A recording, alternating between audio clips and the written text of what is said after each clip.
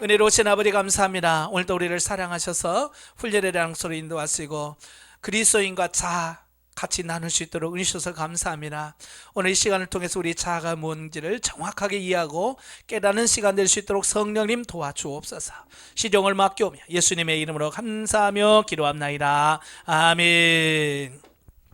예, 이 시간에는 우리 그리스도인과 자아라고 하는 부분을 같이 나누도록 하지요. 우리가 영성훈련을 통해서 우리 영성을 형성해 가는 과정에 있어서 이 자아라고 하는 것을 인식하고 자아를 어떻게 처리할 것이냐라고 하는 부분은 매우 중요한 부분이에요. 예. 그러니까 많은 분들이 훈련을 받으면서 왜 나는 안 변해요? 나는 왜 이렇게 변하지 않을까요? 라는 질문을 많이 던지거든요. 자, 왜 그럴까요? 예, 이 자아를 제대로 처리를 하지 못해서 그래요. 우리가 전쟁을 할 때 우리가 전쟁을 해서 이겨야 되겠죠? 그죠? 전쟁을 이겨야 됩니다. 근데 그 전쟁에서 이기려면 뭘 알아야 되냐면 적을 알아야 돼요. 그죠? 적이 누군지를 정확하게 알아야 그 적을 제대로 처리할 수 있거든요. 적을 모르면 싸울 수가 없는 거예요. 그러니까 우리는 이 자아를 처리해야 되는데 이 자아가 뭔지, 그죠? 이 자아가 뭐지? 왜냐하면 지금까지 우리는 자아가 내 편인 줄 알았단 말이에요. 그죠? 살아가면서 이 자아가 내 편인 줄 알고 또 자아가 난 줄 알고 자 열심히 살았는데 이제는 그게 자아가 내 편이 아니라 적이었다는 사실을 발견해야 돼요. 그래서 그걸 처리해야 된다라고 하는 것을 보게 되어집니다. 예, 그래서 오늘 이 시간을 통해서 자아가 뭔지, 네, 자아가 뭔지, 자아의 실체를 바로 알고 또 자아를 어떻게 처리할 것인가 라고 하는 부분을 앞으로 오늘까지 해서 3시간에 걸쳐서 이 책을 같이 나누려고 합니다. A. 인간이해. 자, 인간이해를 한번 보죠. 인간을 이해할 때 이 교단마다 약간씩 달라요. 교단마다 취하는 인간을 바라보는 그게 인간론이 다르기 때문에 약간 다를 수 있습니다. 그러나 그런 부분은 이해하시고 들어가시길 바랍니다. 자, 인간이 무엇인가 바른 이해를 돕기 위해서는 인간론을 좀 더 구체적으로 생각해 봐야 된다. 인간은 자신을 하나님의 이용과 비교해 보기 전에는 결단코 자신의 비천한 상태를 충분히 인식할 수 없다고 하는 것은 우리가 추론할 수 있다. 그러니까요, 내가 나를 잘 안다고 생각하잖아요. 그죠? 여러분도 여러분을 잘 아는 것처럼 생각하지만 사실은 제일 모르는 게 누구냐? 자기 자신이에요. 그죠? 예, 그래서 옆에 사람이 원래 당신이 이런 사람이야 그러면 인정해요, 안 해요? 네, 내가 어떻게 그런 사람이냐 그랬죠. 그건 뭘 말하냐? 나도 나를 모른다는 얘기예요.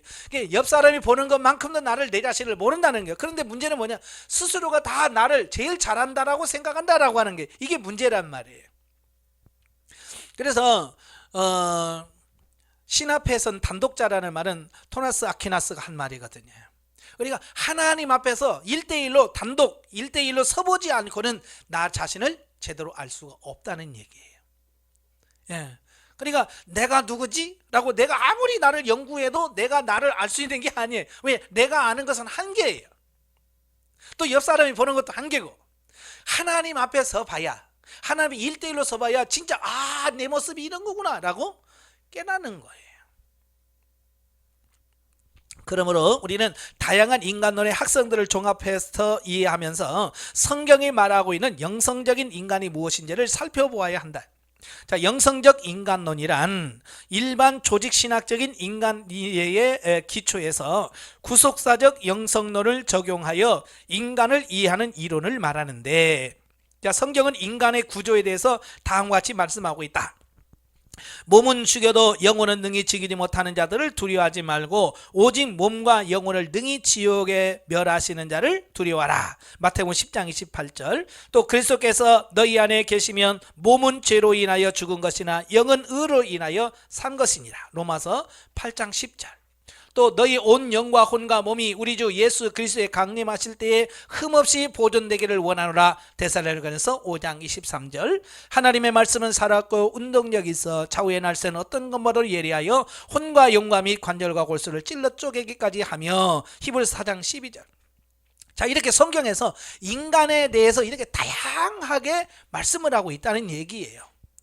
예. 자, 이런 것들을 종합해서 정리한 게 신학적 인간론이에요. 예. 그래서 신학적 인간론을 보면 먼저 성경 신학적으로 인간론을 용어들을 살펴보면 창세기 2장 7절 말씀에 여호와 하나님이 흙으로 사람을 지으시고 생기를 그 코에 불어넣으시니 사람이 생명이 된지라 라고 기록했습니다. 그러니까 우리 인간이 어떻게 창조되었고 어떻게 만들어졌는지를 보여주는 부분이 창세기 2장 7절의 말씀이에요. 그리고 하나님이 흙으로 빚은 육, 이게 육의 재료는 뭐예요? 흙이죠. 그죠?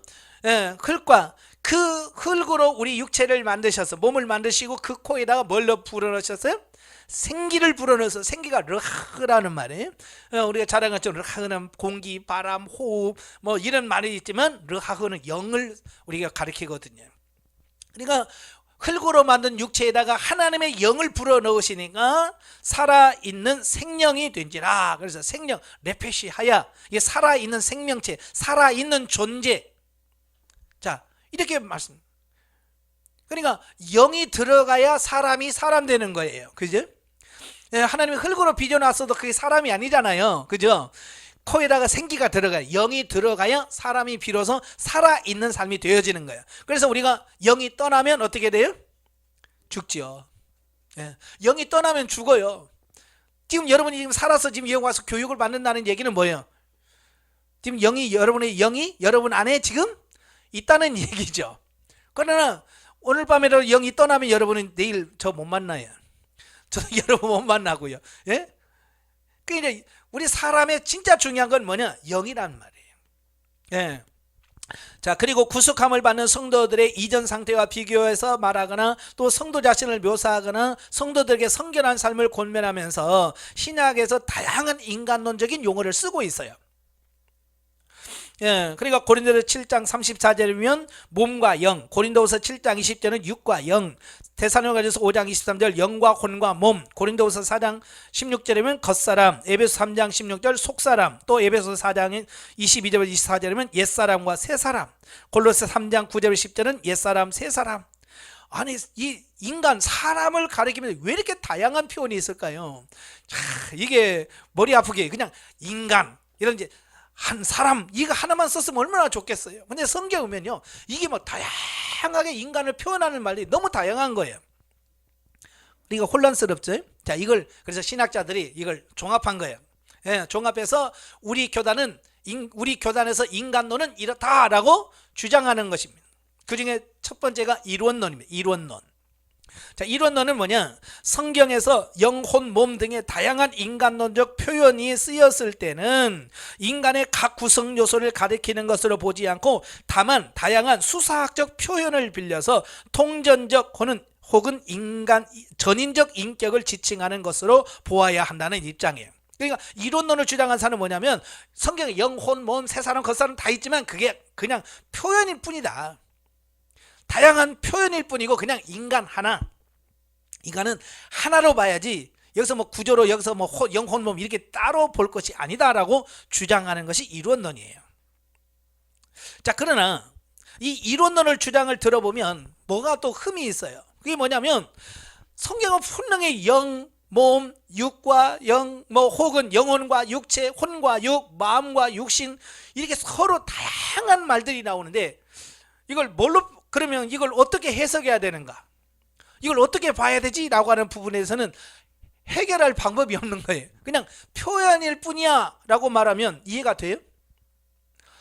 분명히 보면 표현은 아니거든요. 분명히 그렇게 말씀하신 이유가 있을 거 아니에요. 그죠? 성경에서 그렇게 표현한 이유가 있어요. 우리가 성경을 볼 때 축자영감서를 믿잖아요. 축자 영감은 뭐예요? 단어 하나하나까지도 성령의 영감을 통해서 기록한 게 성경이라 그 말이에요. 그러니까 허투루 그러니까 그냥 성경에서 심심하니까 영이라고 쓰자. 에이 심심한데 영혼이나 쓰자. 그래서 저자가 쓴 게 아니라는 얘기예요. 성령께서 전하고자 하는 분명한 메시지가 있으니까 어떨 때는 영혼, 어떨 때는 혼, 어떨 때는 몸, 어떨 때는 육체 이렇게 썼을 거란 말이에요. 근데 통전적 이론론을 받아들이면 그 부분에서 해석이 안 돼버리는 오류를 범하게 되는 거예요. 자, 그 다음에 이분설이에요. 자, 이분설은 이제 가장 많이 지지를 하고 있는 부분이긴 하지만 우리 한국교회 특별히 보수교단 쪽에서 많이 채택되고 있는 설입니다. 인간의 본질적 구조를 가진 존재로서 몸과 혼 또는 영으로 구성되어 있다라고 하는 입장인데, 이 주장은 전통적 개혁주의 교의 학자들이 가지고 있는 견해입니다. 이 신학의 입장에서 혼과 영은 개념상 서로 교환하여 사용될 수 있는 단어로 봅니다. 그러나 양자는 성경에 용례해 볼 때 거의 대부분의 경우에 있어서 서로 명백한 개념적 차이를 보여주고 있다라고 하는 거예요. 그러니까 이분설은 뭐냐면, 눈에 보이는 가시적인 부분과 눈에 보이지 않은 비물질적인 부분으로 나뉘어요. 그래서 물질적인 부분은 우리가 보통 육체, 몸이라고 하잖아요. 만질 수 있고 보일 수 있는 것을 몸이라 그래요. 그리고 그 만질 수 없는 실체, 영과 혼은 비물질이잖아요. 우리가 만질 수도 없고 볼 수도 없는, 자, 이런 것들을 의미하거든요. 그래서 이걸 둘로 나뉘어요. 둘로 나뉘다 보니까 무슨 문제가 생기냐면, 이 혼과 영을 같이 버리는 오류를 범해요. 우리가 쓰고 있는 개혁 성경을 보면, 개혁 개정판을 보면 이 주로 이분설적인 분이 이 성경을 번역을 했어요. 그래서 보면 원래 헬라어는 혼인데 영혼으로 쓴 게 너무 많아요. 우리 성경에는 영혼으로 돼 있잖아요, 우리 개혁 성경에. 그런데 원어를 보면 그게 혼이에요. 또 어쩔 때는 영을 영혼으로 해석을 해놓고요. 자, 그래서 저는 우리 한글 성경을 볼 때는 이게 정말 그 영을 가리키느냐 혼을 가리키느냐, 이 부분을 우리가 한번 봐야 돼요. 우리가 흔히 이제 요한일서 요한 3서 2절에 보면 내 영혼이 잘된 같이 범사가 잘되고 그러잖아요. 우리는 영을 말한단 말이에요. 영으로 인식을 하는데 그 원어에 보면 혼으로 돼 있어요.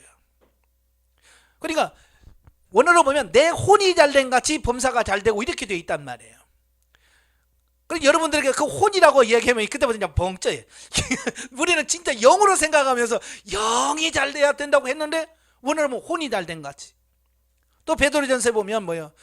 이와 같은 결과는 영혼의 구원을 받는다. 그럴 때 영혼의 구원을 말할 때 우리는 영을 말하는데 생각을 했잖아요. 영이라고 생각했는데 원어에 보면 혼의 구원을 말하고 있어요. 그러니까 왜냐하면 이분설적으로 성경을 쓰다 보니까 이게 구분이 잘 안 돼버리는 모함이 있어요. 그래서 저도 성경을 해서 이제 영혼을 가리키느냐 영을 가리키느냐 혼을 가리키느냐 이런 부분들을 다 표시를 하면서 읽어보는데 굉장히 많아요. 자, 3분설입니다. 인간은 본질적인 구성 요소를 가진 존재로서 영과 혼과 몸으로 구성되어 있다고 보는 견해입니다. 자, 여기서 혼은 육신적 생명을 대표하고 또 인간의 육신적 지성과 감성과 의지의 자소로 본다. 그러니까 혼이 이게 영과 혼이 이렇게 같은 게 아니라 분명하게 영과 혼은 따로 구분되어진다. 명백하게 구분되어진다라고 보는 것이 3분설입니다. 2분설은 영과 혼이 혼합될 수 있고 같이 쓸 수도 있다. 자, 그렇게 보는 거고요. 3분설은 아니라 영과 혼은 아예 별개다. 나로 구분되어질 필요성이 있다라고 보는 것이 3분설이라고 보는 거예요. 그런데 이 3분설은 주로 하나님과 깊은 교제를 추구했던 여러 영향력이 있는 성경 연구가들이나 또 경건 운동의 지도자들이 주로 따르는 견해이기도 하다라고 하는 거예요. 저도 어렸을 때는 교회에서 목사님이 그러더라고요. 어디 가서 3분설 이야기하면 이단이니까 나와라 그러시더라고요. 제가 초등학교 다닐 때. 그러니까 그때만 해도 3분설 얘기하면 이단으로 취급을 받았고요. 지금도 교회 가서 3분설 얘기하면 이상하게 쳐다보는 그런 성향이 있습니다만 그래도 이제 예전 같지는 않아요. 왜냐하면 예전에는 그 2분설 3분설 가지고 이단은 이단이니 아니니 그걸 구분했지만 지금은 이것 가지고 이단으로 하기는 안 해요. 이건 이단으로 논할 수 있는 거리는 아니다. 단지 견해 차이일 뿐이다. 성경적으로 인간을 보는 견해 차이지 그건 이단은 아니다라고 지금은 보통 생각을 하고 있거든요. 예. 그래서 사람이 죽으면 영은 육체를 떠나 존재하는 중생하는 성도의 영은 하나님의 깊은 교제를 하는 부분이며 하나님의 뜻을 깨닫고 순종하고자 하는 성향을 가지고 있다, 그 말입니다. 그러니까 우리 인간은 영, 혼, 몸이 구성이 되어 있어요. 근데 이 영은 영적인 작용을 합니다. 영은 영적인 작용을 해요. 그래서 하나님과 관계를 맺습니다. 그래서 영이 중생하고 영이 살아야 하나님과 관계가 유지가 되어지고 하나님을 의식할 수가 있어요. 그래서 이 영이 죽으면 하나님에 대해서 영에 대해 영적인 부분에서는 의식할 수가 없는 거예요. 자, 그리고 혼은 심리적인 작용을 합니다. 혼은 심리적인 작용을 하고 또 이 자아를 인식을 하고요. 이건 대인관계를 주로 합니다. 그래서 사람과의 관계에서 혼이 주도적으로 관계를 하고 있죠. 그 다음에 몸은 생리작용을 하고요. 이 환경과 적응을 합니다. 그래서 세상을 접할 때 이 몸을 통해서 하게 되어지는 이 부분들을 보게 되고요. 그러면 뭐 일원론, 이분설, 삼분설만 있느냐? 아니에요. 자, 넘겨서 보면 전인적이며 다중적인 인간론을 보고 있습니다. 그러니까 성경에서 영과 혼과 몸 외에도 주요한 인간론적인 요소에서 언급하고 있는데 거듭난 그리스도의 영적 생활을 다루는 말씀 속에 자주 나타나고 있는 마음, 지성, 양심 부분까지도 깨끗하고 선한 마음과 양심을 가지고 훈련되어 거룩하게 되어야 한다라고 요구하고 있습니다. 그러니까 뭐냐면 다중적인 부분을 하시는 분들은 인간은 영, 혼, 몸뿐만 아니라 사중으로 구조되어 있다. 히브리서 말씀을 가지고 영, 혼, 몸, 영과 혼과 골수, 이걸로 또 사분설로 나누어요. 사분설로 이렇게 주장하는 사람이 있고 어떤 사람은 또 육분설, 양심, 마음까지 해서 육분설로 해야 된다. 이렇게 주장하는 사람도 많이 있어요. 근데 그게 중요하지 않기 때문에 대부분 이제 거의 무시당하는 주장이기도 하죠. 자, 이 영성적 인간론을 봅니다. 전통적으로 조직신학에서 인간론을 말할 때 인간의 원시 상태, 무죄 상태 인간과 타락 후 인간에 대한 죄의 영향력에 대하여 중심적으로 다루며 추가로 언약 안에 있는 인간론을 다룹니다. 그러나 이러한 교리적인 인간론 취급은 인간이란 무엇인가에 대한 교리적 접근으로서는 적합한 것일 수 있으나 그리스도인의 영성적 삶의 문제를 다루고 있는 부분에 있어서는 너무 단편적이고 분석적인 지식에 멈춰버리고만은 아쉬움을 주게 된다, 그 말이에요.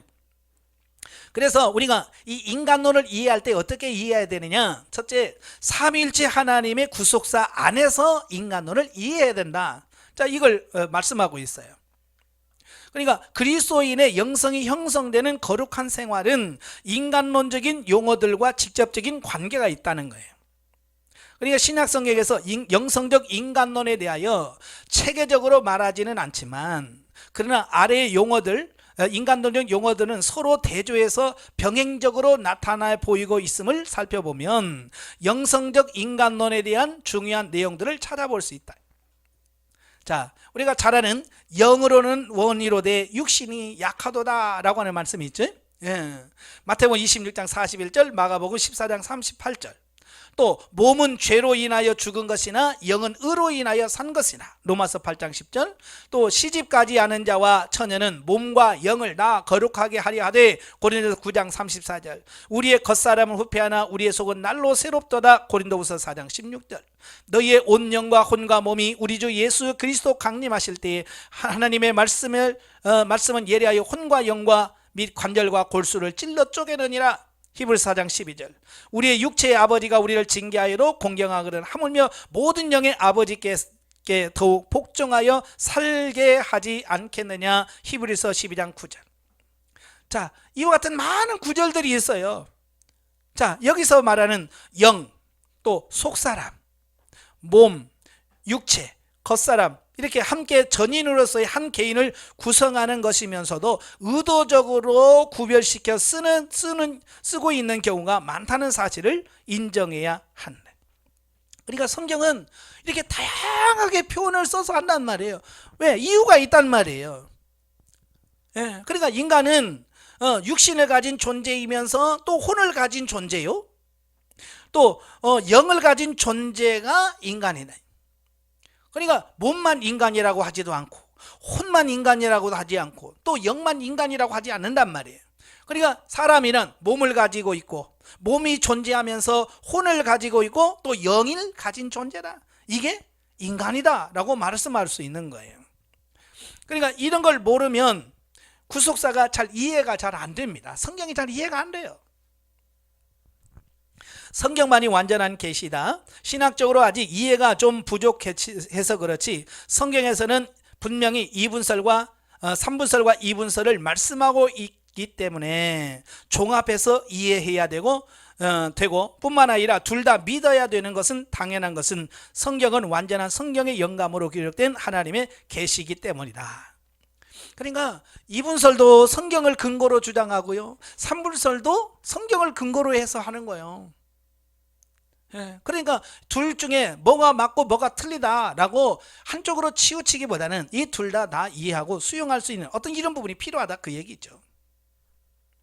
그리고 거듭난 성도의 영은 성령의 도우심으로 변화된 자신의 신분을 인지하며 자신과 하나님과의 깊은 사정을 알게 되므로 하나님께 기도와 예배를 통하여 신령한 교제를 나누시는 기능을 한다는 사실을 성경은 가르치고 있다. 예. 그러면 인간의 영의 본질을 이해하라. 인간의 전인적 구원은요, 우리의 영만 거듭나면 되는 것이 아니라 전인적으로 인격과 온몸이 구원받아야 한다. 자, 여러분이 구원에 대해서 말할 때 어떤 구원을 말합니까? 영의 구원만 말합니까? 아니잖아요. 우리가 구원한다 할 때 구원은 전인적인 구원을 말합니다. 전인적 구원이라고 하는 말은 우리의 몸도 구원하고 우리의 영도 구원하고 우리의 혼도 구원하는, 우리의 모든 다 구원하는 것을 전인 구원이라고 말합니다. 예.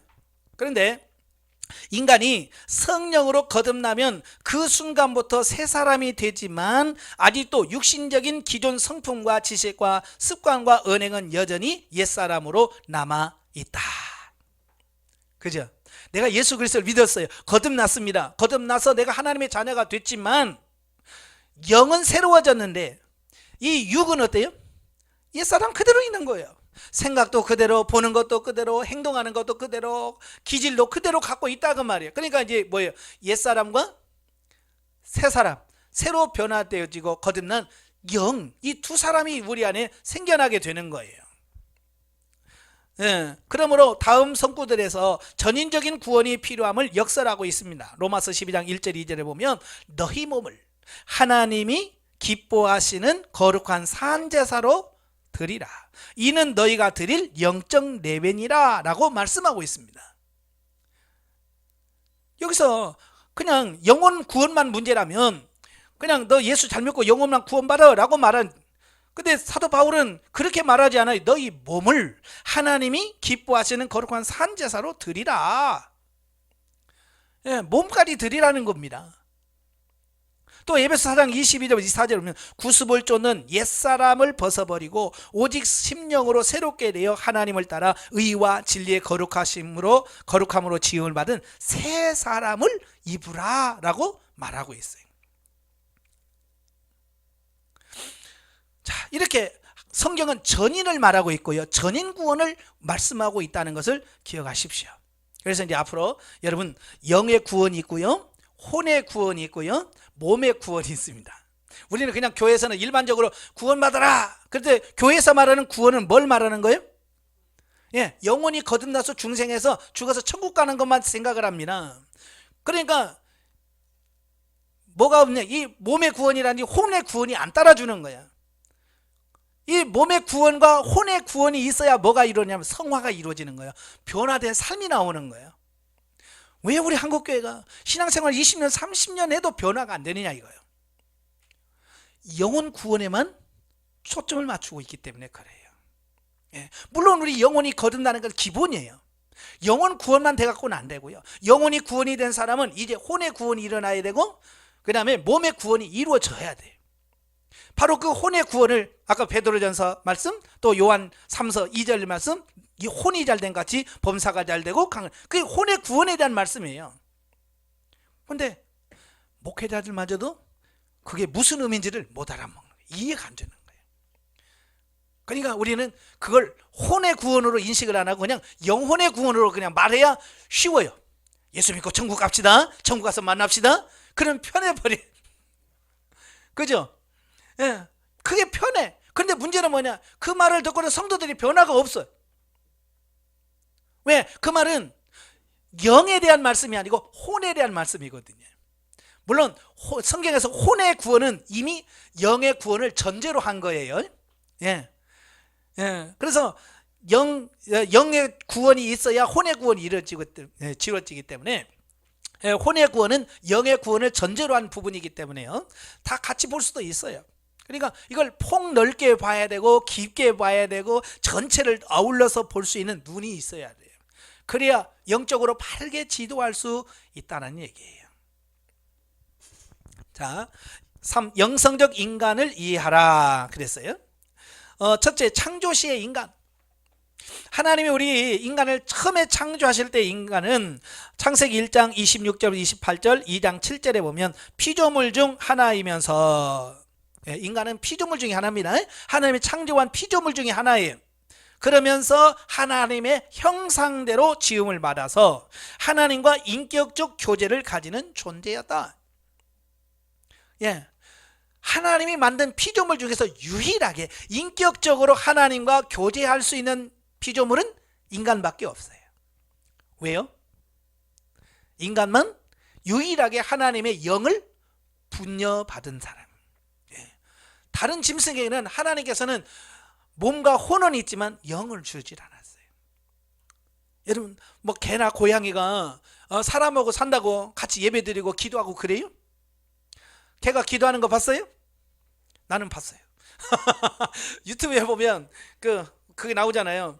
개 보러 밥 먹자, 밥 먹기 전에 기도하자 그러면 개가 엥 하고 거기에 손을 딱 모으고 기도하는 척을 해요. 그런다고 해서 그 개가 기도를 하냐? 아니에요.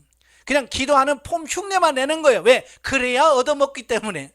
그래, 얻어먹기 위해서 흉내를 내는 거지 정말 기도하는 건 아니거든요. 그럼 왜 개가 기도를 못합니까? 그렇죠. 영이 없어서 그래요. 예. 하나님은 영이시니, 하나님 분명히 영이시고요. 왜 인간에게 영을 분여시켰냐면 영이신 하나님과 교제하려고 하니까 우리가 영의 사람이 안 되면 하나님과 교제가 안 되는 거예요. 그래서 인간에게만 특별하게 흙으로 빚으시고 그 코에 생기를 불어넣으셔서 영을 가진 존재로 만드신 거예요. 왜? 하나님과 교제하려고. 바로 이런 부분이에요. 그래서 우리 인간은 하나님과 기본적으로 교제를 나누며 사는 존재로 지음을 받았어요. 그래서 우리가 늘 하나님과 교제하면서 살아가는 게 정상이고요. 이게 정말 바람직한 인간인 거예요. 계속 그렇게만 갔더라면 우리 인류의 역사가 어떻게 발전될지 모르죠. 그런데 문제는 뭐냐? 타락했다는 거예요. 이게 문제라. 지금 오늘날 왜 이 시대가 이렇게 어렵고 힘드냐면 타락이 문제예요. 타락이. 그래서 두 번째, 타락 후의 인간. 타락 후 범죄한 인간의 영은 하나님과 생명적인 관계가 단절되면서 하나님과 교제할 수 없는 영적으로 죽은 자가 되어버렸다. 이게 중요한 거예요. 하나님 뭐라고 해서 이 선악을 알게 하는 열매를 먹는 순간에 어떻게 된다고요? 반드시 죽는다 그랬어요. 이 열매를 먹으면 반드시 죽는다 그랬어요. 그래서 말하는 죽는다라고 하는 것은 영의 죽음을 말합니다. 영의 죽음이라는 게 뭐냐? 영이 아예 없어져 버린다는 얘기가 아니라 하나님과의 관계가 단절되어지는 걸 말합니다. 그러니까 우리 안에 인간의 영이 있지만 이 영이 하나님과 교제가 단절돼요. 단절되어지면 영은 있으나 마나한 존재가 돼버리는 거예요. 왜? 영은 하나님과 교제하고 하나님과 관계 있을 때 가치가 있고 영의 존재 의미가 있는 건데 하나님과 단절돼 버리니까 영은 영의 제 기능을 발휘하지 못하는 거예요. 마치 이런 거예요. 여러분이 핸드폰을 쓰다가 이제 핸드폰 쓰기 싫어. 그래서 대리점에 가가지고 이거 해지시켜 주세요. 그래서 대리점에서 내 거 핸드폰을 딱 해지를 해줬어요. 핸드폰은 똑같은 핸드폰이에요. 조금 전 해지하기 전에 핸드폰이나 해지하고 난 핸드폰은 똑같은 핸드폰이에요. 그죠? 기능도 다 돼 있어요. 그런데 문제는 뭐예요? 통화가 안 되는 거예요. 그 핸드폰이에요. 똑같은 핸드폰인데 죽여놓으니까 대리점에서 그걸 끊어놓으니까 어떻게 돼요? 아무리 통화 버튼을 눌러도 안 됩니다. 예. 왜? 끊어놨으니까. 마치 그런 거예요. 우리 영이 우리 안에 있어요. 영은 없는 게 아니라 다 있습니다. 예수 안 믿어도 영이 있고요. 세상에 태어난 사람 다 영이 있습니다. 그런데 통화 차단시켜 놓은 것처럼 아무리 눌러도 통화가 안 되는 사람은 영이 죽은 사람들이에요. 지금 사람이 태어날 때 영이 죽어서 태어납니다. 그죠? 영이 죽어서 태어나. 근데 죽은 영혼이 다시 하나님과 관계를 맺는 시점을 가리켜서 중생했다, 거듭났다라고 표현하는 겁니다. 예. 여러분 요즘에 전화 요금제가 많잖아요. 그래서 전화 요금을 싸게 하려고 하면 어떻게 해야 돼요? 내가 가서 기계를 사와요. 어디 가서 기계를 중고를 사든 뭘로 사와. 그래서 사서 그걸 가지고 와서 대리점에 가서 이거 그래서 개통해달라. 그러면 싸게 요금이 싼 걸로 이렇게 개통이 된다고 하잖아요. 예. 그러니까 그런 거예요. 공기계 있지만 사용할 수 없는 기계인데 거기 가서 등록을 하고 연결을 시켜주면 어떻게 해요? 조금 전까지만 해도 통화 눌러도 안 되던 핸드폰이 어떻게 돼요?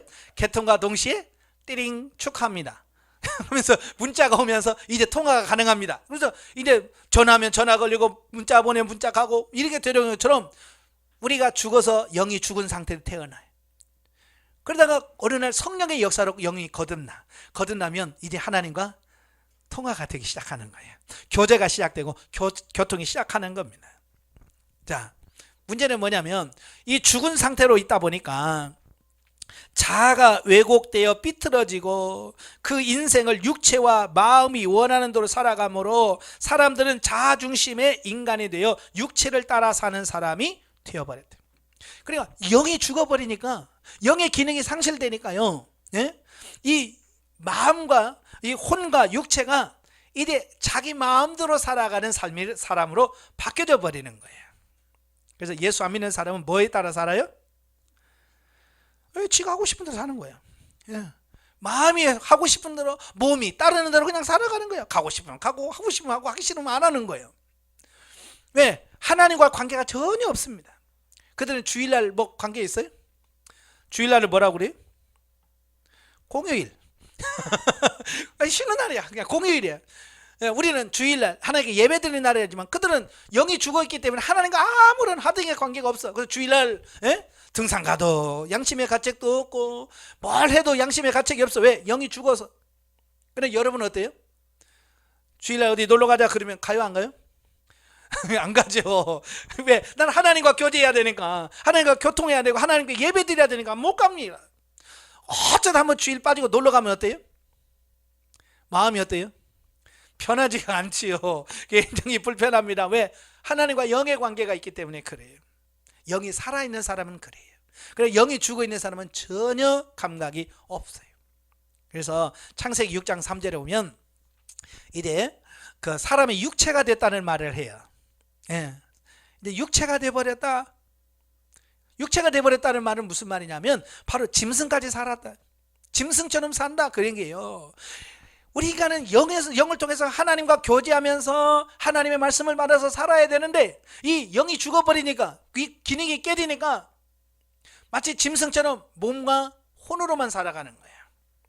그래서 자기가 하고 싶은 대로 하는 거예요. 그래서 육체가 됐다라고 짐승과 같이 됐다라고 얘기를 하는 거예요. 그래서 사람들이 가끔 사람 같은 짓을 안 하면 뭐라고 그래요? 아우 저 짐승 같은 놈 그러잖아요. 예, 바로 영의 기능이 없는 존재로 타락해버리는 상태를 가리키더라 그 말이에요. 자, 그런데 11페이지 보시면 구원 이후의 인간, 구원 이후의 성도는 영혼은 거듭나고 구원되고 육체는 은사를 받음으로 권능을 입고, 그러나 자아가 그리스도의 십자가의 죽음을 통하여 죽게 되고 새로워진 자아를 가진 새 사람으로 살아가게 되는 것이다. 예, 내가 거듭났어요. 그럼 이제 내 영혼이 거듭납니다. 그러면 어때요? 우리 육체는 은사와 능력을 받고 변화를 받습니다. 깨어집니다. 바뀌어집니다. 내 옛 자아가 죽어지고 새 자아로 살아가는 삶이 시작되어지는 어떤 이런 부분들을 보게 되어집니다. 그럴 때 이 자아가 완전히 죽어지고 새 자아로 살면 문제가 없지요. 근데요, 이 자아가 그때부터 죽어지기 시작한단 말이에요. 그때부터 죽어지고 아직도 자아가 팔팔하게 살아 있다는 게 이게 문제가 되는 거예요. 내가 분명히 영혼 구원 받았어요. 거듭났어요. 그런데 이 자아가 죽어야 되는 이 자아가 죽지 아니하고 이 자아가 계속 자기가 주인 되어서 자아가 나의 삶을 끌어간다는 말이에요. 그러니까 예수를 믿고 있지만 교회를 다니지만 여전히 삶 속에서는 예수 안 믿는 사람과 똑같이 살아간다는 말이에요. 여러분 교회에 그런 사람 있어요 없어요? 많잖아요. 초신자들은 뭐 대부분이 그렇고, 심지어 수십 년 교회에서 신앙생활을 했다고 하시는 분들도 보면 말로는 하나님의 뜻대로 말씀대로 산다고 하는데 하는 짓을 가만히 보면 지 맘대로 살아요. 자기 하고 싶은 대로 하는 거예요. 예. 이제 거기서 문제가 심각해지는 거예요. 그러니까 변화가 나타나질 않는 거예요. 네. 왜? 성령의 지도인도 받고 하나님 말씀을 따라 살아야 될 우리가 하나님의 말씀 살지 않고 자기 마음이 원하는 대로 사니까 본질상 진노의 자녀가 되어버리는 거예요. 우리의 삶이 죽은 삶이 되어지고, 그래서 지금 심각한 문제가 발생돼요. 예수를 믿어도 예수 믿는 사람다운 삶이 안 나온단 말이에요. 그러니까 세상에서 지금 손가락질 받고 있잖아요. 그죠? 교회 그러면 세상 사람들이 좋은 곳이야 그래야 되는데 요즘엔 교회 그러면 좋은 곳이라고 해요 안 해요? 가지마, 사람 버려. 도리어 그렇게 말한단 말이에요. 왜? 교회가 바로 이 자아가 죽어지고 깨지고 변화돼야 되는데 그걸 안 해요. 그걸 안 해서 세상 사람들이나 교회 다니시는 사람은 똑같아. 행동이 똑같고 심지어는 교회 안 다니는 사람보다도 못해. 윤리적으로. 예, 윤리적으로 보면 교회 다닌다고 하는데 예수 믿는 사람다운 삶이 안 나오니까. 저도요 가게 가서 이렇게 보다 보면 제일 제가 경계하는 사람이 누군지 알아요? 제가 누구 어디 교회 장로요, 어디 교회 권사요 라고 하면요 한번 다시 생각해 봐요. 이게 참 문제예요. 권사 장로라고 하면 확실히 믿고 내가 믿습니다 그래야 되는데 왜? 또 장로라고 해서 사기 쳐먹고 권사라고 해서 사기 쳐먹으니까 이제 권사 장로라고 해도 신임이 안 가는 거예요. 그럼 권사 장로만 그럴까요? 목사는 더 심해. 여러분 은행에 가서 대출 제일 안 해주는 데가 아는 사람이 누구예요? 목사예요. 여러분 목사가 제일 신용을 있어서 은행에 가서 나 목사인데요 대출해 주세요 그러면 예 믿습니다 하고 내줄 수 있어야 되잖아요. 대출 기피 1호가 목사예요. 왜 그런 줄 알아요? 돈만 대출하고 떼먹어. 안 갚어. 그러니까 기피 1호예요. 저도요 이 건물 사면서 대출을 한 9천 받았거든요. 안 해줍니다. 교회 이름으로 한다니까 안 해준대. 할 수 없이 제 이름으로 샀어요. 교회 이름으로 못 삽니다. 왜? 교회 이름으로 하면 안 준대요. 왜냐 그랬더니 교회가 그렇게 신용을 잃었다는 거예요. 교회가 대출해가지고 안 갚고 떼먹고 막 그러니까 이 은행에서 안 되는 거예요. 여러분 세상에서 인정받아야 되는데 지금 그 정도 됐단 말이에요. 그게 문제라고 말이에요. 왜 그러느냐? 옛자가 처리돼야 되는데 옛자가 처리되지 않냐고 예수는 믿지만 그 옛자로 그대로 살아가는 거예요. 옛날 그대로, 옛날 그 방식, 옛날 그 사고, 옛날에 살았던 그대로 살아가는 거예요. 변화가 없는 거예요. 단지 변화가 있다면 주일날 성경 제끼고 교회 간다는 거, 그거 외에는 없어요. 그러니까 세상에서 인정을 못 받는 거예요. 자, 그러므로 우리 안에 영적 새 자아가 자라나서 온전한 자아로 성숙해짐으로 진리 가운데 살아가게 될 때 궁극적으로 모든 것이 생명적 삶이 되는 것이다. 그래서 옛 자아가 죽어져야 돼요. 예전에 살았던 내가 죽어지고 새 자아를 통해서 내가 새로워져야 돼. 그래야 새로운 삶이 나오게 돼 있단 말이에요. 로마서 8장 13절에 너희가 육신대로 살면 반드시 죽을 것이로되 영으로서 몸의 행실을 죽이면 살리니. 이 말씀은 아주 심각한 것이에요. 그래서 사도 바울은 고린도서 4장 16절에 뭐라고 말했습니까? 겉사람을 후피하나 속은 날로 새롭되다 라고 말하면서 나중에 고린도서 5장 1절부터 15절에서 몸의 죽음을 이 장막집이 무너지면이라고 말하면서 고린도서 5장 2절 4절에 우리가 탄식하는 것은 벗고자 함이 아니요 오직 덧입고자 함이라. 곧 죽고 썩을 것이 생명에게 삼킨 바 되게 함이라 라고 했다. 성령 안에서 영을 쫓아 살면 죽고 썩을 것이 생명에게 삼킨 바 된다는 것이다. 그러므로 우리는 인간론을 바르게 인식해야 한다. 그리스도 안에서 변화되어 새로운 신분에 합당한 삶을 살아가기 위해서 성장 성숙하려면 어떻게 할 것인가? 거듭난 우리 그리스도인들은 온몸의 주체가 성령이 주인이 되어 우리 육신을 다스려야 한다. 자, 그러기 위해서는 우리는 하나님이 우리의 영의 친아버지가 되심을 분명히 인식해야 돼. 하나님은 우리 영의 친아버지구나. 그리고 성령의 지도와 인도를 받아 영적 가치관이 새롭게 바뀌어져야 돼. 우리는 지금까지 내 마음대로 살았잖아요. 내가 하고 싶은 대로 했잖아요. 그건 죽은 거예요. 육신대로 살면 반드시 죽는다고 그랬잖아요. 그래서 우리는 성령의 지도 인도를 받으셔야 돼. 마치 다윗이 전쟁에 나갈 때 하나님 내가 갈까요? 누가 먼저 올라갈까요? 그래서 하나님의 끊임없이 물으면서 성령께서 말씀하신 대로 순종해요. 그러니까 다윗이 가는 것마다 뭐예요? 승리하잖아요. 이 삶이 나와야 돼요. 오늘 저와 여러분이. 그래서 항상 여러분이 묻고 행하는 훈련을 하시라고 하잖아요. 제가 묻고 행하는 기도부터 해라. 그러니까 여러분은 항상 물으셔야 돼요. 설교할 때도 하나님 오늘 어떤 본문을 가지고 어떻게 설교를 하기를 원하십니까? 찬양할 때도 그냥 하지 마시고 하나님 어떤 찬송으로 하나님께 들려지기를 원하십니까? 그래서 항상 하나님, 내가 주체가 아니고 하나님이 주체가 돼서 말씀과 찬양이 다 이어질 수 있도록 하셔야 돼요. 기도도 마찬가지예요. 오늘 내가 이걸 기도해야지. 내가 주체로 기도하는 거예요. 그래서 기도하면서도 하나님 오늘 기도하기를 원합니다. 어떤 기도를 하기를 원하십니까? 그런 기도 해보신 적 있어요? 예? 기도하시면서 기도한 적 있어요? 기도를 위해서, 기도 제목을 위해서 기도한 적이 있어요? 없잖아요. 우리는 막 급하잖아. 하나님 이 문제 해결 안 하면 안 됩니다. 내 기도 제목을 막 아래에서 그거 어떻게든지 응답받으려고 노력하잖아요. 그래서 안 들으면 어떻게? 철야하고 금식하고 그걸 바꾸셔야 돼요. 철저하게 하나님의 뜻을 따르셔야 돼요. 예. 그래서 이제 목회자분들은 첫째 설교할 때 하나님 어떤 본문을 주옵소서. 하나님께 본문을 달라고 기도하셔야 돼요.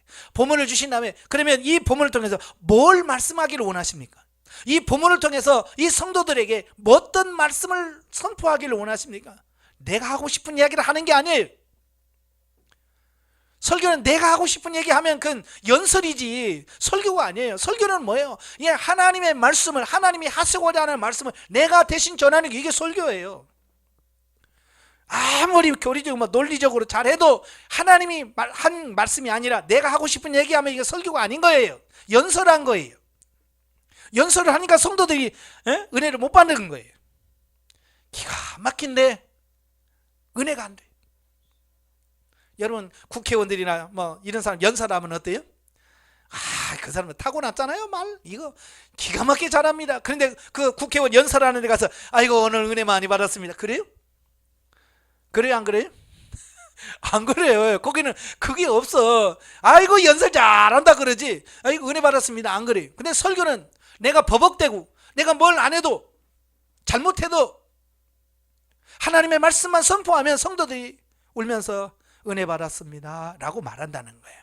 왜? 설교는 내 말을 하려고 하는 게 아니라 하나님의 말씀을 전하기 때문에 하나님의 말씀이 들려지면 성도들은 거기서 은혜를 받는 거예요. 그러니까 설교하면서 항상 내가 하고 싶은 말을 하면 안 돼요. 하나님 어떤 말씀을 전하기를 원하십니까?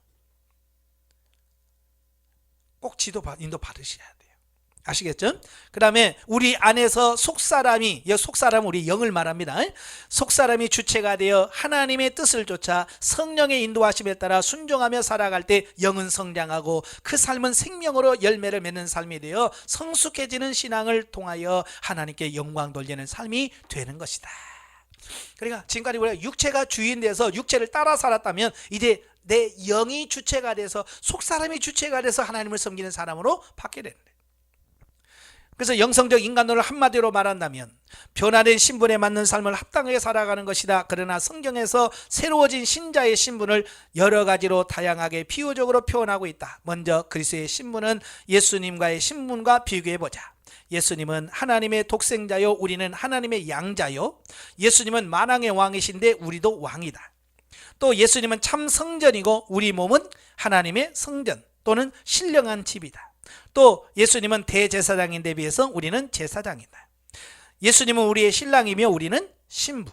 이렇게 우리 그리스도인이 어떤 존재인지 그 신분에 대해서 잘 이해해야 된다. 그래서 여러분의 신분이 뭔지를, 영적 신분이 뭔지를 정확하게 이해를 해야 내가 이런 삶을 살아야 되는구나 라고 인식을 할 수 있습니다. 요즘 젊은이들 보면 자기 신분에 대해서 그렇게 몰라. 이 젊은 사람들은 그래요. 아내가 되면 결혼하잖아요. 젊은 애들 결혼하면요, 아내가 해야 할 일이 뭔지를 몰라. 며느리로서 해야 할 일을 몰라. 그러니까 시집을 왔으면 시집에 따라서 어떻게 해야 시아버지 시어머니의 관계를 어떻게 맺는 이런 걸 좀 알아야 되잖아요. 그죠? 근데 그런 건 참 신경 안 써요. 그냥 친정에서 살듯이 그대로 해요. 그러니까 갈등을 할 수밖에 없어요. 그래서 저는 요즘에 이제 시어머니 시아버지 되신 분들한테는 그냥 아들 없는 셈 차라. 그냥 아들 며느리 처음부터 없었다고 생각하고 그냥 살아라. 그래서 자꾸 고쳐 쓰려고 하다 보면 이거 나중에 오지도 않고 아예 없다. 아예 없는 셈 치고 살아라. 왜냐하면 그들은 자기 신분이 뭔지를 잘 몰라요. 며느리면 며느리나 신분을 알아야 되잖아요. 근데 그건 몰라. 그러니까 모르니까 그런 삶이 전혀 나올 수가 없는 거예요. 우리도 그렇잖아요. 목사인데 목사라는 신분이 뭐 하는지를 정확하게, 목사가 뭐 하는 사람인지를 정확하게 알아야 목회자의 삶을 살 수 있는 거죠. 그죠? 그래, 목사 그 삶을 잘 모르면 목사라는 직분은 말하지만 삶이 안 되잖아요. 그렇잖아요? 그 목사는 하나님의 말씀을 받고 하나님의 말씀을 전하고 목양을 해야 목사지. 그렇죠? 근데 그게 아니고 그냥 목사 안수만 받아. 목사 안수만 받고 그냥 살아. 똑같이 세상 사람들하고 어디 가서 나 목사요 그런데 다른 사람들이 인정을 안 해주죠. 왜? 목사의 삶이 안 나오니까. 그래서 제가 목사 안수 받기 전에 저한테 상의를 하면 그래. 목사로서 정말 삶을 살 수 있는 자신이 있냐? 그러면 받고, 그렇지 않으면 받지 마라. 저는 될 수 있으면 받지 말라고 그래. 자신 없으면 받지 마라. 나중에 정말 내가 목사하고 목회자로서의 사명을 다할 수 있다라고 각오하고 결심이 되면 그때 받아라. 사람들이 싫어하더라고요. 그냥 목사만 안수 받으면 끝나는 줄 알아. 그 다음에 목사로서 삶을 살지 못하면 욕은 누가 얻어먹는데요. 정말 중요합니다. 자, 12페이지 밑에 3. 영과 혼에 대한 의미상 구별. 웨스트민스터 신앙고백사가 진술한 바, 사람은 죽어 썩음을 당하게 되어 있는 하나의 존재론적 실체를 가지고 있음이 분명하다. 성경은 이 실체를 몸이라고 부른다. 그러나 사람에게 또 하나의 다른 존재론적 실체가 있는 바, 그 실체는 불멸적 본질이 있어 사람이 죽을 때 그것을 몸을 떠나더라도 죽거나 잠들지 않는다. 웨스트민스터 신앙고백사 아시죠? 자, 거기에 그런 말이 있어요. 우리 인간은 두 존재로 있다. 하나는 뭐냐? 죽어서 썩어지면 없어질 몸이 하나의 실체고, 또 몸은 떠나도 영원히 죽지 않고 잠들지 않은 영원 불멸하는 존재가 있다. 그건 영이란 말이에요. 그러니까 우리는 두 가지 실체가 있어요. 죽어 없어지는 이거 몸이라는 실체. 이건 존재론적 실체입니다. 그 다음에 이게 죽어서 없어져도 영원히 죽지 않고 변하지 않고 사라지지 않는 영, 또 다른 실체가 있다는 거예요. 이 두 실체를 가진 게 인간이다라고 말씀하고 있습니다. 맥도날드는 이러한 몸과는 다른 존재론적인 실체인 영과 혼에 대한 의미상의 구별을 다음과 같이 기술한다. 이제 몸은 대충 아는데 대부분의 사람들이 영과 혼의 구분을 잘 못해요. 그래서 어디까지가 영이고 어디까지가 혼인지 이게 잘 구분이 안 되거든요. 자, 그래서 영과 혼 이 두 용어는 어떻게 쓰이든 육체 또는 몸과 대조되는 사람의 내적 본질을 가리킨다. 그리고 사람의 육체는 시간과 공간 속에 존재하는 사람의 외적인 면을 가리킨다. 그런 까닭에 사람의 심리적 본성과 관련하여 영은 하나님께 기원을 두고 있는 생명을 의미한다. 영은 하나님에게 기원을 두고 있는 생명, 영적 생명, 다른 헬라어로 조에라고 합니다. 조에. 영적 생명을 말합니다. 또 혼은 사람 안에서 형성된 동일한 생명을 의미한다. 그래서 혼을 육적 생명이라고도 합니다. 또 푸시케라고 그러죠. 그래서 영은 사람의 존재의 내적 깊음, 곧 그 인격의 고등한 측면이요, 혼은 사람 자신의 특별하고 구별된 개체성을 뜻한다. 퓨뉴마, 영은 하나님을 향하는 사람의 비물질적 본성이요, 푸시케, 혼은 땅을 향하고 감각적인 것들과 접촉하는 사람의 바로 그 비본질적인 본성이다. 그러니까 영과 혼은 다 비물질이라는 거예요. 눈에 보이거나 만질 수 없는 비물질이라는 거예요. 그러나 단지 영은 하나님을 향하고 혼은 땅과 세상을 향한다는 차이점이 있다라고 하는 거예요. 자, 이해가 되셨죠? 자, 칼 바르트 신학적 인간에서 인간 존재의 구조를 보면 사람이 본질적으로 창조주의 영과 관계하는 인격적 존재라면 그 사람의 존재의 어떤 구조를 가지고 있을까? 이 질문은 신학적 인간학의 조직적 체계 안에서 설명되는 내용이다. 또한 이 질문은 인간을 이분법이나 삼분법으로 설명하는 시도에 해당되는 것이다. 그러나 인간 존재는 결코 이분법이나 삼분법으로 체계화시켜서 구분할 수 있는 존재가 아니다.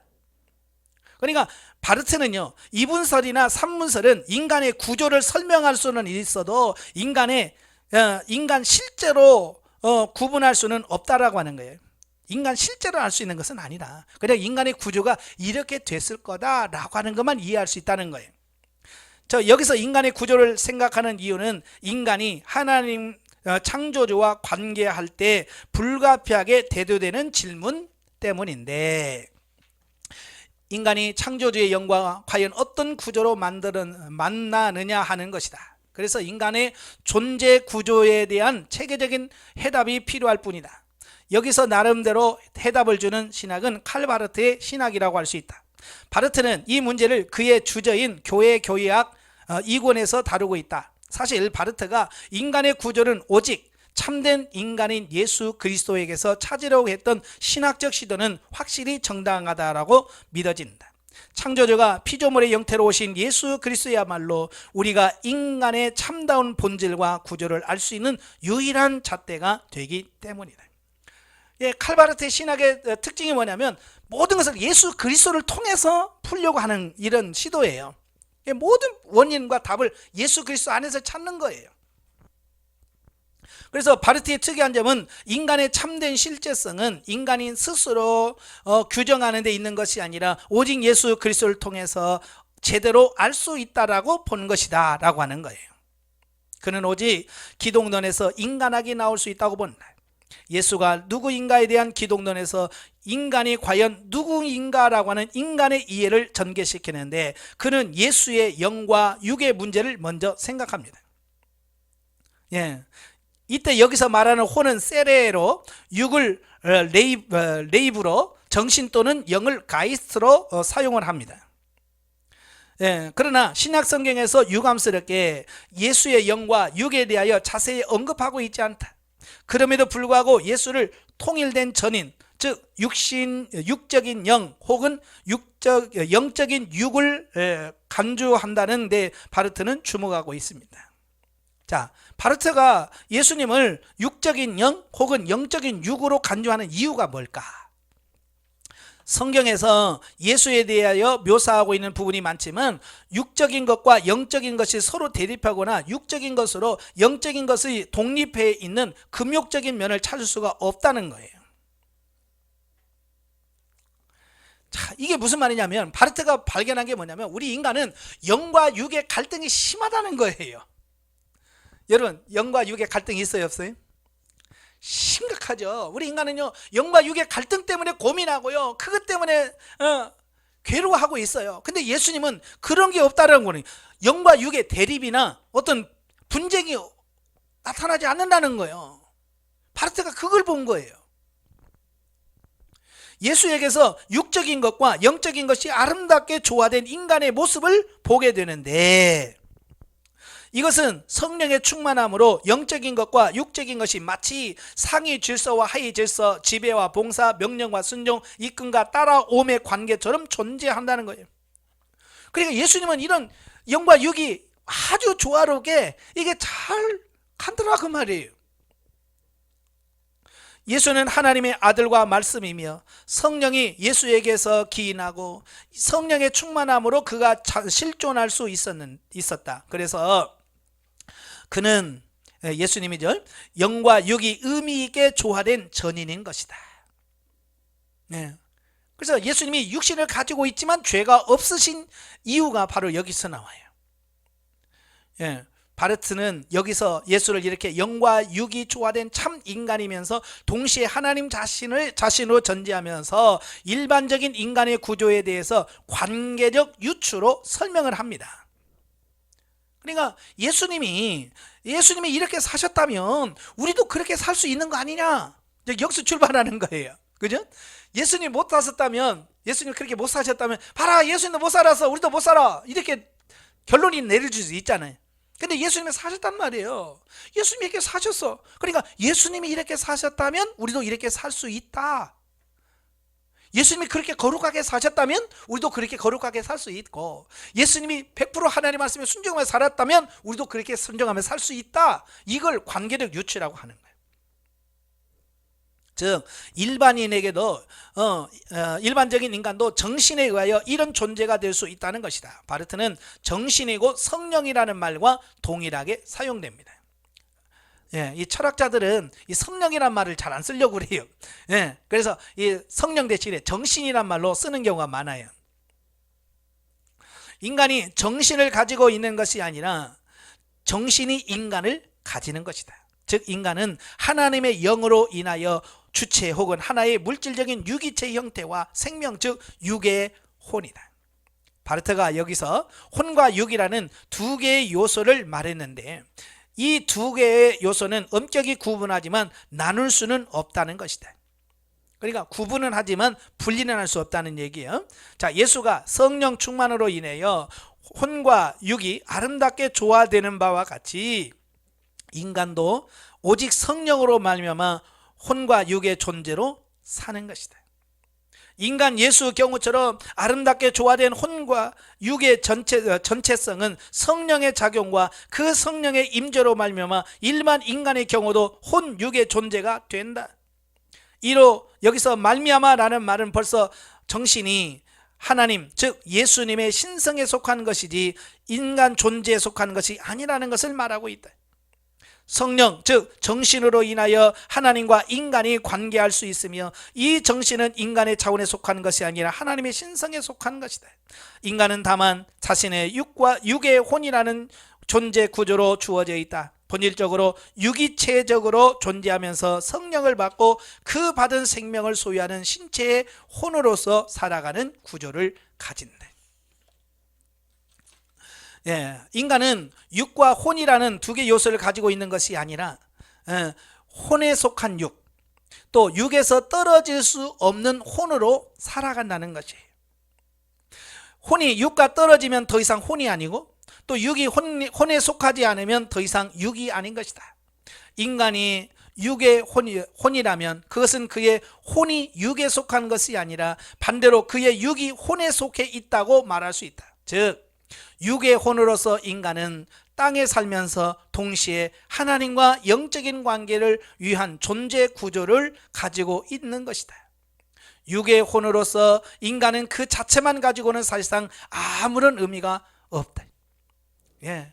하나님과 관계없는 인간은 살아가는 의미가 없다는 얘기예요.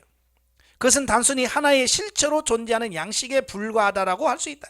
여기서 이 육의 혼을 의미 있게 살아있게 만드는 요소가 있어야 하는데 그것이 곧 정신 또는 영이라고 부르는 가이스다. 그래서 바르트는 인간의 영을 가지면서 존재한다. 영을 가진다는 것은 그가 육의 혼으로서 하나님에 의해 근거되고 구조되고 유지된다는 것을 말한다라고 주장하고 있습니다. 예, 다시 말하면 사람에게 영이 없다면 아무것도 아니고 영이 곧 사람을 사람 되게 만든다, 그 얘기예요. 자, 여기서 영을 가진다는 말은 영이 인간에게 선천적으로 이미 주어졌다는 존재 개념이 아니라 영이란 본질적으로 하나님에게 속한 것이고 그것이 인간에게 임한다는 의미를 가지고 있다. 즉 영의 임자는 인간이 아니라 하나님인 것이다. 그렇죠? 하나님이 분여해 줬잖아요. 그 코에 생기를 불어넣었잖아요. 그러니까 인간은 내가 주인이 아니라 하나님이란 말이에요. 인간이 영을 가지고 있다는 것은 하나님이 인간을 위해 거기 있다는 말이고 인간이 호흡하고 사는 매 순간은 사실상 하나님의 은혜로 살아간다는 것을 증명해 주는 것이다. 또한 그것이 육의 혼으로서 인간이 영에 의해서만 전인이 된다고 하는 근본 원리와 영으로 인해 인간이 비로소 주체가 된다는 것을 말해주는 것이다. 영을 가진다는 것은 곧 인간이 살 수 있다, 살아있다, 살아갈 수 있다라고 하는 것을 말해준다. 자, 영이란 인간에게서 육을 육답게 하는 영으로 혹은 혼에 속한 육으로 만든 존재로서 이것이 없이는 곧 인간의 죽음을 의미한다.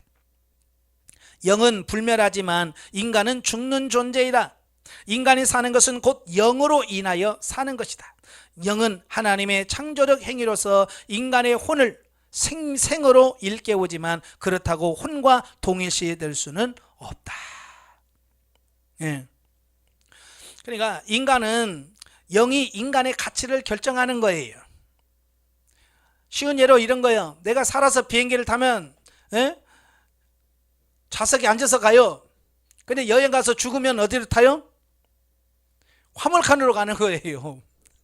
똑같은 난데, 그죠? 내가 살아있을 때는 여객석 앉아, 그 좌석에 앉아서 갑니다. 그러나 사고로 가서 불의의 사고로 죽어요. 죽어서 고국으로 돌아올 때는 좌석에 못 앉아요. 관에 넣어서 화물칸으로 들어가요. 그러니까 이 육체가 사람을 결정하는 게 아니라 이 안에 영이 결정한다라고 보는 거예요. 아시겠죠? 예. 바르트는 혼은 영의 도움으로 비로소 하나님과 관계하는 주체가 될 수 있으며 그래서 영혼이 된다. 가이스 세레, 영과 혼이 합쳐서 영혼이 된다라고 말합니다. 그는 인간을 영혼으로 규정하면서도 혼과 영과의 차이를 구분했다. 즉 혼은 그 자체로는 그 어떤 본질도 아니며 스스로를 위해 존재할 수 없다. 오직 육과 결합하여 신체가 됨으로 비로소 존재하는데 그러면서도 육은 혼에 의하여 존재한다. 그러니까 육은 혼이 없이 존재할 수 없고 혼은 육과 결합할 때 존재할 수 있다라고 하는 거예요. 예, 그러니까 육과 혼은 같이 있어야 존재할 수 있어요. 뭐 하나 떨어지면 존재할 수가 없어요. 근데 영은 독립전이란 말이에요. 독립. 그냥 영은 떨어져 있어도 혼자 있어도 영은 존재할 수 있는 거예요. 그래서 우리가 이 세상을 마무리하고 우리 영이 육체를 떠나죠. 이걸 죽음이라고 합니다. 죽음을 하면 영은 천상세계에서 존재합니다. 자, 영은 혼과 달리 육을 필요로 하지 않는다. 영은 실체적 행위 또는 창조자의 은혜로운 행위로 하나님이 세상을 필요로 하는 것처럼 육을 필요로 하지 않는다. 오히려 반대로 세상이 하나님을 필요로 하듯이 육이 혼과 영을 필요로 한다. 왜냐하면 혼과 영이 없으면 육은 죽은 거잖아요. 그죠? 그래서 이 몸은 이 혼이 떠날까봐, 영이 떠날까봐 두려운 거예요. 이거 죽음을 두려워하는 거예요. 왜? 떠나면 자기는 없으니까. 영이 없으면 혼, 육은 하나의 신체로 머문다. 그죠? 영이 없으면 하나의 신체예요. 영으로 인해 비로소 주체가 살아있게 되는 것이다. 영혼으로서 영은 존재하는 생명이 된다. 그래서 바르트는 인간을 하나의 육의 영혼으로 파악함으로써 헬라적인 이분법과 물질론적인 이원론, 그리고 이론론주의적 영성주의를 극복하고 성경적 인간 존재 구조를 규정했다라고 스스로 자부하고 있다 그랬습니다. 예, 칼바르트의 인간의 전제 구조를 요약하면 인간은 하나의 육을 가진 혼으로서 이것은 신체를 의미한다. 그러니까 육과 혼이 합쳐져서 신체를 구성하는 거죠. 그러나 육의 혼으로서의 인간은 영, 즉 정신이 없으면 전혀 의미를 가진 존재로 살 수 없다. 이 영은 처음부터 하나님의 것이다. 하나님이 불어주시는 호흡과 같은 영으로 인해 인간은 비로소 영혼으로서 또는 실존으로서 존재할 수 있게 된다라고 말씀해 주고 있습니다. 예, 그래서 인간은 육체와 혼이 있는 신체와 하나님이 주신 영이 같이 있어야 인간이 될 수 있다. 자, 이렇게 보는 거예요. 참 저는 철학자들을 별로 안 좋아해요. 왜 안 좋아하느냐? 쉬운 말을 왜 이렇게 어렵게 하는지 몰라. 참 그분들은 참 특별한 재주를 가지고 있어요. 아니 그냥 간단하게 요약해서 그냥 한마디 하면 될 걸 그걸 뱅뱅뱅뱅뱅 돌려서, 예? 중간에 한참 읽다 보면 도대체 이 양반이 무슨 얘기야. 근데 나중에 결론을 내면 딱 한 줄이야. 그 한 줄만 하면 다 이해될 걸. 그래서 왜 그러냐 그랬더니 그래야 책이 팔리지 그러더니. 너무 쉽게 정의를 딱 해서 요건 요거야 그러면 사람들이 안 산다는 거야. 왜 아는데 뭐하러 사? 그죠? 이미 다 답이 나와 있는데. 예. 그래서 우리가 참 하나님께 주신 지혜로 이걸 잘 정리를 하셔야 돼요. 자, 그러면 이제 존 칼빈은 그걸 우리 인간을 어떻게 보느냐, 이제 그런 거죠. 예. 그리스도께서 거듭남에 의하여 입구가 우리에게 열리지 않는다면 하나님의 나라가 우리에게 닫혀 있음을 대조적으로 보여주고 있다. 예. 우리가 신령하기 전에는 하나님 나라에 들어갈 수 없음을 그리스도는 당연시 했기 때문이다. 그죠?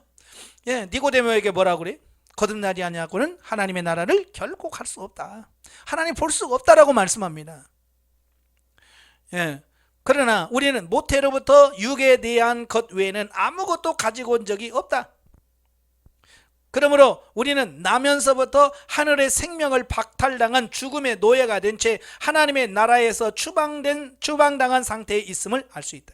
이게 무슨 말이냐면 우리 인간은 태어나면서부터 하나님에 대하여 죽은 상태로 태어났나.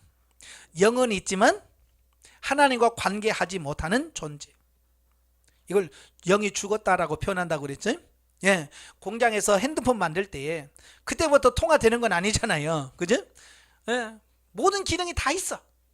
다 있는데 단지 뭐 있어요? 대리점에서 기지국하고 이게 연결을 시켜줘야 되잖아요. 예? 연결을 시켜주지 않으면 그건 죽은 거나 마찬가지. 그러니까 우리 영이 있지만 하나님과 개통이 안 되면 이건 죽은 거나 마찬가지라고 말이에요. 그냥 영이 사는 게 이게 기본적인 거예요. 전화가 개통이 돼야 뭐 문자를 보내 뭐라도 되지. 그 개통 안 하면 그게 아무것도 안 되는 거예요. 예, 뿐만 아니라 그리스도께서 사람은 모두가 육신뿐이기 때문에 전 인류가 갇혀 있다라고 본 것은 분명하다. 여기서 육은 몸만이 아닌 혼을, 그리고 혼의 각 부분을 뜻하기도 한다. 가톨릭 신자들은요, 어리석게도 육을 그들이 유욕적 또는 관능적이라고 부르는 부분에 극한시키고 있다. 그렇다면 그리스도께서 우리에게 중생이, 즉 두 번째 거듭남이 필요하다라고 말씀하신 것은 사리에 맞지 않는 부당한 것이 될 것이다. 왜냐하면 가톨릭 교도의 말대로 한다면 우리의 일부분이 썩은 것이 되기 때문이다.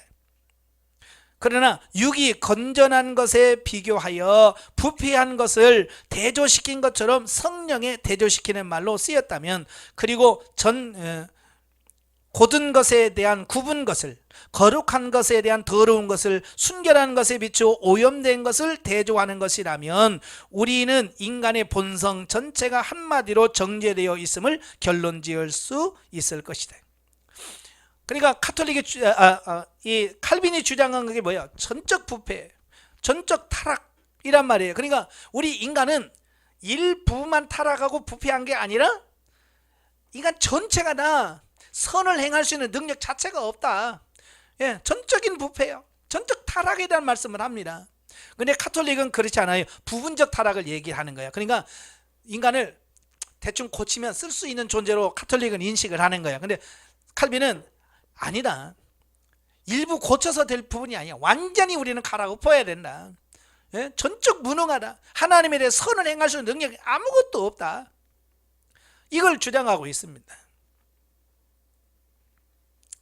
그러므로 그리스도께서는 우리의 이해와 사고와 육적이기 때문에 타락되어 있고 부패되어 있다라고 말하고 있는 것이다. 예. 그러니까 영이 죽어 있으니까 하나님에 대해서 아무것도 알 수가 없어요. 깨달을 수가 없어요. 그렇기 때문에 인간은 하나님을 모르니까 타락할 수밖에 없고 부패할 수밖에 없다는 얘기예요. 이 근본적 기능으로서의 오성 또는 지성과 의지, 우리는 지금 부득불 이런 식의 교설에서 다소 떠나지 않으면 안 되게 되는데, 그 이유는 철학자들은 타락에 대한 형벌에서 오는 인간성의 부패를 모르고 사람의 전혀 대립되는 두 상태를 부당하게 혼돈하고 있기 때문이다. 그러므로 우리는 인간의 영혼이 두 부분, 곧 오성과 의지로 되어 있다는 것을 주장하기로 하자. 실로 이 구분은 현재 우리의 목적에 편리한 것이다. 그리고 오성이 하는 일은 대상을 식별하고 혁별하여 대상을 각각 시인하든가 시인하지 않든가 하는 것이다. 한편 의지가 하는 일은 오성이 선이라고 인정하는 것을 선택하며 추구하고 오성이 부인하는 것을 거절하며 피하는 것이다. 우리는 여기서 마음 그 자체에는 활동이 없고 그것은 선택에 가여 움직여진다는 아리스토텔레스의 그 사소한 논의에 붙들리지 않도록 힘써야 한다. 그는 이 선택을 욕구적 오성이라고 불렀다.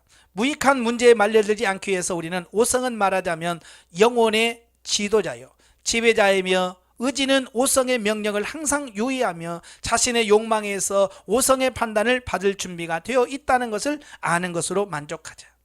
이러한 이유에서 아리스토텔레스는 욕구에 있어서의 회피 혹은 추구하는 마음에 있어서의 긍정 혹은 부정에 상응하는 것을 진실하게 가르쳤다. 우리는 다른 곳에서 오성의 의지의 방향을 얼마나 확고하게 지배하는가를 보게 될 것이다.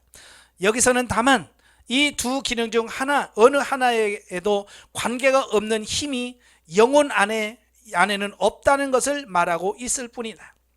이렇게 함으로써 우리의 감각을 오성에 포함시킨다. 한편 철학자들은 이를 구별하여 감각은 쾌락을 바라고 오성은 선을 추구한다고 한다. 여기서 감각적인 욕구는 과도한 욕망 또는 정욕이 되고 오성의 경향은 의지가 된다고 한다. 그러나 나는 저들이 좋아하는 욕구라는 말 대신 보다 흔히 쓰이는 의지라는 말을 사용하기로 하겠다. 자, 이 말은 우리 이 영이 있잖아요. 보통 보면 영에 대해서 이야기를 하라고 하면 있죠. 죽어서 천국 가죠. 근데 영이 뭐냐고 이제 물으면 영에 대해서 확실하게 대답을 못해요. 그죠? 근데 영은 몽달귀신처럼 달걀귀신처럼 아무것도 없는 어떤 형체냐? 아니란 말이에요. 영은 확실하게 영의 몸을 가지고 있는 확실한 존재예요. 그래서 사도 바울이 영의 실체를 강조하기 위해서 사용한 단어가 속사람이라는 거예요. 속사람. 겉사람은 뭐예요? 지금 우리 눈에 보이는 얘를 겉사람이라고 하잖아요.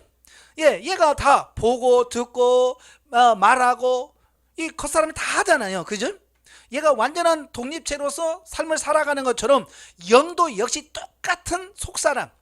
영도 보고 듣고 깨닫고 이성 가지고 있고 판단하고 의지가 있고 우리 육체와 똑같은 사람, 그걸 속사람이라고 표현하고 있습니다.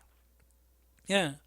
그러니까 우리 육신이 생각을 하고 판단하고 살듯이 영도 똑같이 판단하고 결정하고 의지를 동원해서 행동을 하고 한다는 거예요. 그래서 이제 영적으로 조금 성장해 가면 우리가 갈등들이 많이 생기는 이유가 있어요. 왜냐하면 바로 이 영이 성장하면서 영의 의지가 발동이 됩니다. 영의 의지가 발동이 되면 영은 근본적으로 하나님을 향한다고 그랬잖아요. 그래서 하나님을 향해서 막 영의 갈망이 생기는 거예요. 기도하고 싶고 뭘 하고 싶고 하는 이런 갈망이 막 생겨요. 근데 이 갈망에 대해서 이 겉사람이 수긍을 해줘야 안 해줘요? 안 해주는 거예요.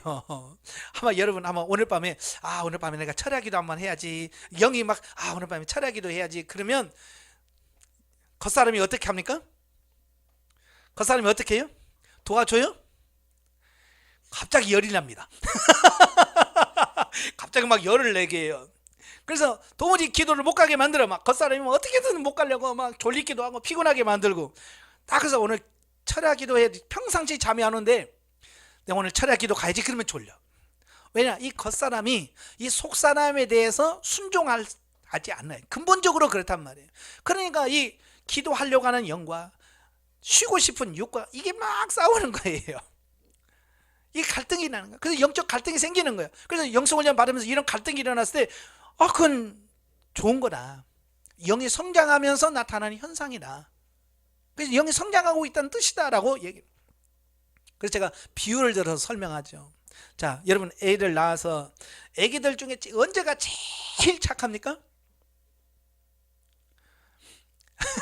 이제 이제 막 걷고 이제 이제 시작할 때 그때가 제일 착해요. 그때는요 뭘 시키든지 해요. 저거 가져와라. 네. 물 좀 떠와라. 네. 하여간 뭐든지 가져와. 근데 그보다 조금 크면 지 생각 들어갑니다. 그죠? 조금 생각하면 자기 생각 들어가요. 그러면 이제 저거 가져와라 그러면 왜요? 엄마가 가져가요. 왜? 지 생각이 들어갔다는 거예요. 그러면 그 전에는 왜 말 잘 들었냐? 자기 생각이 없는 거예요. 솔직하게 자기가 어떻게 해야 되겠다는 거 없는 거야. 그러니까 그때까지는 해도 엄마가 시키면 시킨 대로 하는 거예요. 그런데 자기가 이제 할머니가 힘들거든요. 그러니까 왜 내가요? 엄마가요? 이렇게 나오는 거예요. 그는 부모들은 저놈이 착해라가 갑자기 나빠졌네라고 생각하지만 사실은 큰 거예요. 성장한 거예요. 그 아이가 성장한 거예요. 그걸. 그러니까 부모는 왜 내가 해요? 그러면 저놈이 이제 컸구나 인정을 하고 그걸 대해줘야 되는데 저놈이 나빠졌네? 일로와 종아리 가도 이제는 뭐 안 들어. 이러니까 이제 애가 상처를 받게 되고 그러면서 점점 어긋나게 되는 거거든요. 사실 그 아이는 성장하면서 자연스럽게 나라고 하는 걸 알게 되잖아요. 왜 나는 난데 왜 엄마가 자꾸 나를 시키지? 그러니까 이제 내가 발동하는 거예요. 자아가. 그래서 점점 이게 갈등이 생기는 거거든요. 마찬가지예요. 영이 사실 거듭났지만 어린 아이잖아요. 아주 어려요. 영이 거듭나고 중생할 때 제가 늘 한 살로 비유 들잖아요. 사람 나서 한 살 뭐 할 거 뭐 있어요? 아무것도 못 하잖아요. 마찬가지로 영도 거듭났지만 영 자체는 아무것도 할 수 없는 존재예요. 근데 이 영이 거듭나는 순간 육체는 이미 사람마다 다르겠죠? 저는 20살 때 거듭남을 경험했어요. 중생을 경험했습니다. 구원의 확신을 얻었어요. 그때 보세요. 제 영이 그때 거듭났다면 제가 20살이잖아요. 육은 20살이잖아요. 영은 1살이에요. 여러분 1살하고 20살하고 싸우면 누가 이겨요? 이게 싸움이 안 되는 거죠. 게임이 안 되는 거예요. 그러니까 내가 거듭났지만 계속 육에 끌려다니는 거예요. 왜? 육은 이미 성장했기 때문에 육을 이길 장사가 없는 거예요. 그러니까 거듭났지만 계속 육으로 끌려다녀요. 그러다가 기도하면서 성령의 충만을 받고 성령에 이끌리니까 어때요? 영이 조금씩 성장하잖아요. 성장하니까 어때요?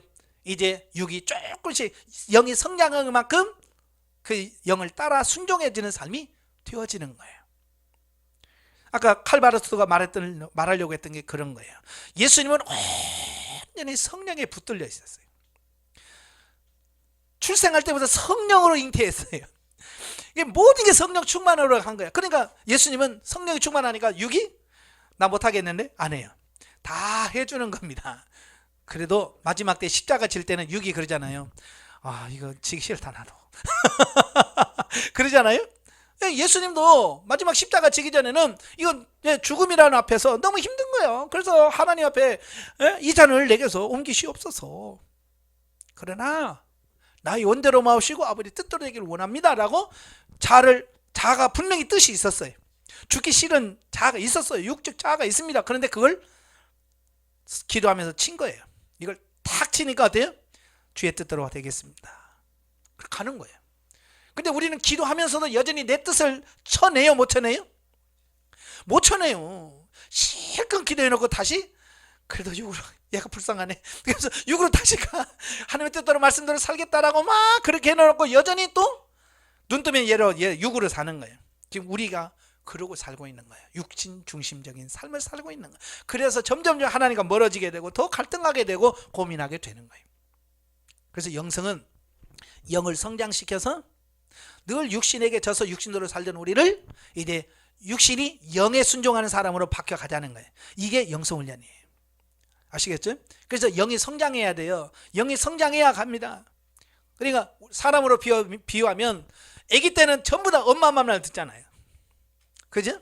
아기 때는 엄마 말만 들어. 뭔 말이야? 야, 엄마가 시킨 대로 해. 엄마가 해. 그런데 아기가 점점 크면 클수록 이제 자식이 부모 말 들어요? 자식이 부모가 자식 말 들어요? 이제 여러분 보잖아요. 애들이 30살 넘어가면 이제 자식이 부모 말 듣는 게 아니라 부모가 자식 말 들어. 그런 것처럼 영이 성장을 하게 되면 이제 육체가 영의 말을 듣고 순종하게 돼요. 아시겠죠? 그 단계까지 가야 된다 그 말이에요. 자, 언제 갑니까? 이제 사람마다 조금씩 다를 거예요. 열심히 자아를 처리하고 자기를 버리고 하나님의 말씀에 순종한 사람은 금방 갈 거고, 그렇게 하기 싫어가지고 몸부림치면서 아이고 난 기도하기 싫어, 나는 안무를 눌러야 묻기 싫어, 왜 물으면 또 하라고, 아우 싫어, 그래서 안 묻고 안 하면 이게 안 되는 거야. 3년이 가도 변화가 없고요, 10년이 가도 변화가 없는 거야. 왜? 이 육적 자아가 처리가 안 되니까. 그러니까 예수님처럼 정말로 처리하기도 하시면서 주님, 예 하나님 뜻대로 살기 싫은 이 육을 쳐서, 겉사람을 쳐서, 자아를 쳐서 처리시켜 주세요. 그래서 온전히 주님의 뜻대로 살기를 원합니다 라고 기도할 수 있는 여러분 되세요. 그래야 여러분의 삶이 변화됩니다. 아시겠죠? 네, 기도하겠습니다. 은혜로우신 아버지 감사합니다. 오늘도 우리를 사랑하셔서 귀한 시간 하나님의 말씀을 주셔서 감사합니다. 우리가 하나님의 뜻대로 말씀대로 살고 싶지만 여전히 육신대로 사는 우리의 모습을 봅니다. 주님, 우리 육적 자아를 십자가에 처리시켜 주시고 온전히 예수 그리스도를 따라 사는 우리가 될 수 있도록 성령님 도와주시옵소서. 예수님의 이름으로 감사하며 기도합나이다. 아멘. 하나님께 영광드립니다.